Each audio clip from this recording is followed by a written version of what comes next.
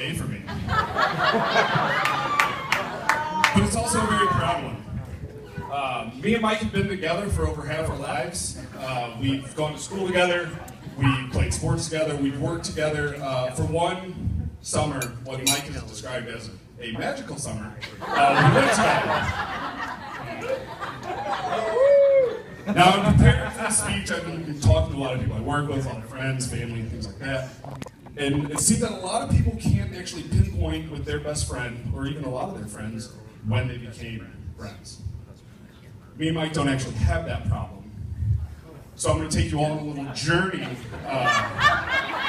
you will, back to freshman year of high school. There was an Eric's dance. I was going. Pretty popular. I was told to find someone to date, and at football practice I told Mike, all right, you're going to come, you'll stay at my house after. The dance was great, I'm sure. I'm a phenomenal dancer.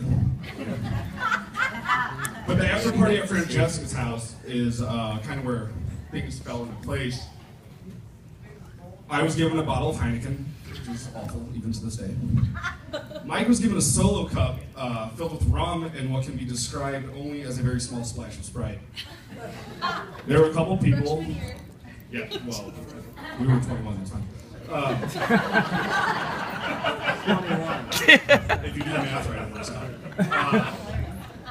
So I heard some people talking, hey, we're going to say the cops are here, it'll clear out because things are getting a lot of hand. And sure enough, within a few minutes, people ran through screaming, cops are here. Mike did one of these. I dumped my whole beer in his glass and started screaming from him to slam it so we could go, and Mike, in a quick panic, did it. Flash forward a few hours, we're at my house, I'm watching TV with my brother and his friends, and Mike is gone.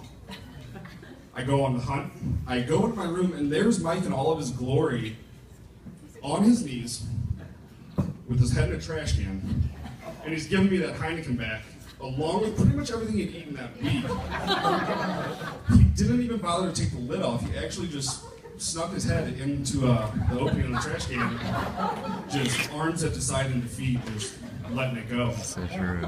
And in that moment, something beautiful happened. A very long-lasting and eternal friendship was formed. And actually, the world was left with a great mystery of how he got that giant dome through that tiny little opening. It's huge. So about a year ago, Mike called me one day while I was at work. General pleasantries, hey, how's it going? It's been a while. I miss you. And he really had to tell me about this girl that he had been on a few dates with, and he randomly, hey, so do you remember Nikki? Yeah. It was actually a few months before I got to meet Nikki again.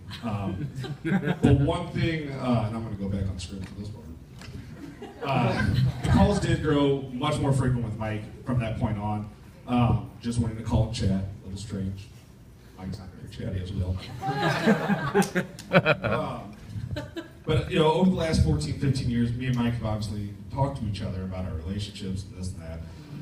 One thing with Mike, it was always yeah, but blah, blah, blah, blah, blah. I don't care, but with Nikki, for the first time ever, I noticed something was missing in this, just the conversation. And with Nikki, there was no but. Every time the subject of Nikki and Mike came up, it was truly amazing to me to be able to hear a smile through the phone of someone who is so indifferent and emotionless most of the time that he's one of the few men that has resting bitch face. That just happened. I checked with half the Hill family last night. That statement was approved. My favorite part of our talks, though, was hearing the admiration that Mike actually had for Nikki. You know, her perseverance, her strength, and her success, not only as an entrepreneur, but as a mother. It was astonishing to hear that level of pride from a man who thinks so highly of himself that his head is as large metaphorically as it is literally. Nikki has inspired change in Mike that I don't think was really even possible in someone so stubborn and thick-headed as he is. And I think it speaks volumes. In my daily life of sales, I've come to use the phrase, there's nothing in life guaranteed, but death and taxes, so much I might, punch myself in the head. However, Nikki, what you've probably come to learn in the whirlwind of a year you two have had together, and what you'll continue to learn, is that there's another factor to that statement. And one more guarantee in life is Mike. He will be a constant presence in your life, and right or wrong, Mike is there. It is that stubborn bullheadedness that makes him the likes of which the world has never seen. That makes him think he is always right.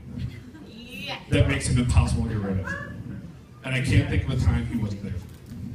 I experienced the loss of my family a few years ago, and it took a quick text message from Courtney to Mike to let him know what happened and what bar we were going to, and I swear to God he made that 15-20 minute drive in about 5 minutes.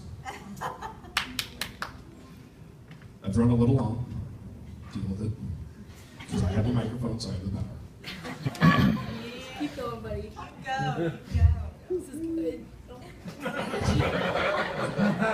I'm crushing it. I told you all day I would.